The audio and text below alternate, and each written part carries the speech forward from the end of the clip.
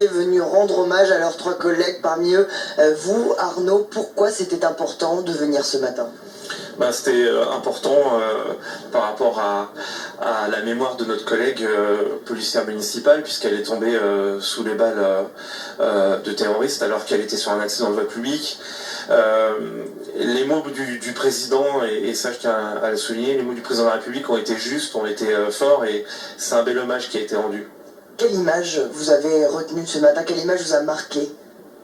À l'image évidemment des familles, puisque malheureusement j'ai 20 ans de carrière derrière moi, c'est pas la première fois que j'enterre des collègues, mais les familles c'est toujours le plus dur. Vous avez dit que le président avait eu les mots justes, c'est quoi justement ces mots? C'est de la reconnaissance? Oui, c'est la reconnaissance du travail effectué, parce que quand vous êtes policier municipal ou policier de terrain, je dis pas qu'on vous oublie, mais enfin on fait pas partie des unités d'élite, et en réalité nous qui sommes des policiers de quartier, qui sommes sur le terrain au quotidien, souligner le travail qu'on peut faire effectivement au quotidien, c'est important.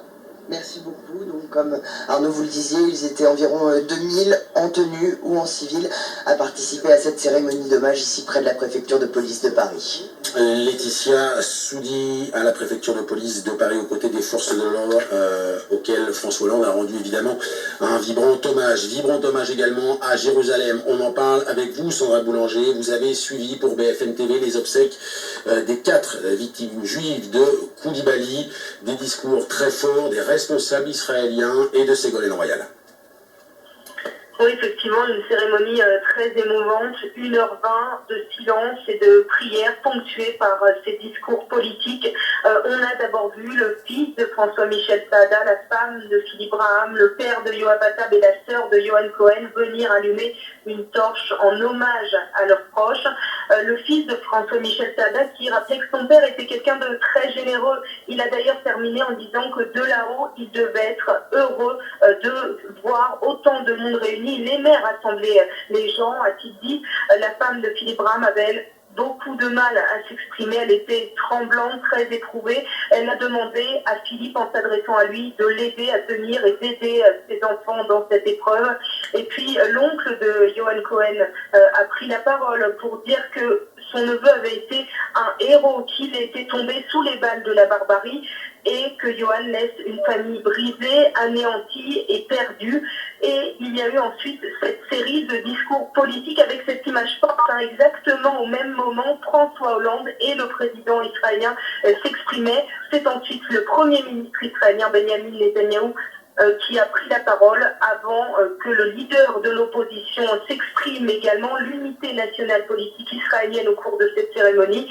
Et vous l'avez entendu, Ségolène Royal a pris la parole à la fin pour rendre un hommage appuyé aux victimes. Je viens rendre l'hommage solennel de la nation française. Je viens vous présenter les condoléances les plus attristées de la République française qui partagent votre détresse.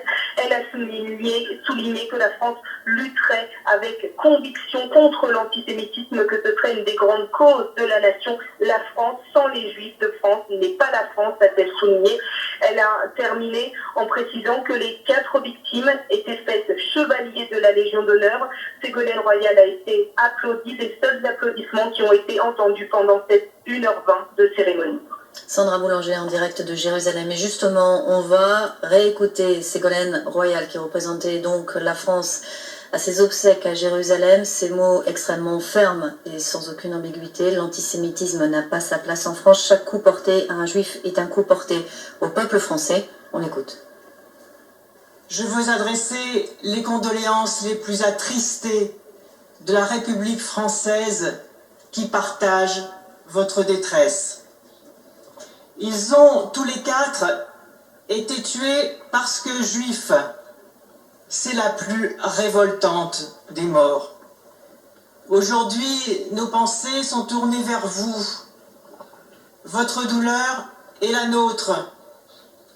Votre douleur est celle de la France tout entière, qui pleure avec vous vos enfants, vos frères, vos pères, vos maris, lâchement assassinés.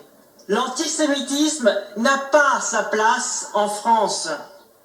Application des droits de l'homme et du citoyen, la devise de la République, les paroles de notre hymne national, ce ne sont pas que des mots, ce sont des idées, les idées qui fondent la France, des idées qui valent que l'on se batte pour elles, des idées qui ont besoin d'une force publique pour la défendre. Vous êtes cette force publique, et c'est cette force-là que nous voulons aujourd'hui honorer et respecter. Voilà, une cérémonie très émouvante ici à la préfecture de police de Paris. On retiendra notamment le visage de Manuel Valls, un Premier ministre qui semblait au bord des larmes, tentant de retenir ses sanglots. Et puis un chef de l'État qui a également salué une nouvelle fois toutes les familles des victimes, prenant le temps d'échanger des mots, une étreinte, une main caressée, une tape dans le dos. Voilà, un chef de l'État donc une nouvelle fois au plus près des familles des victimes, avec une grande proximité, donc dans une atmosphère extrêmement grave et pesante ici ce matin à la préfecture de police de Paris. Jérémy Brossard est tout près de cette préfecture.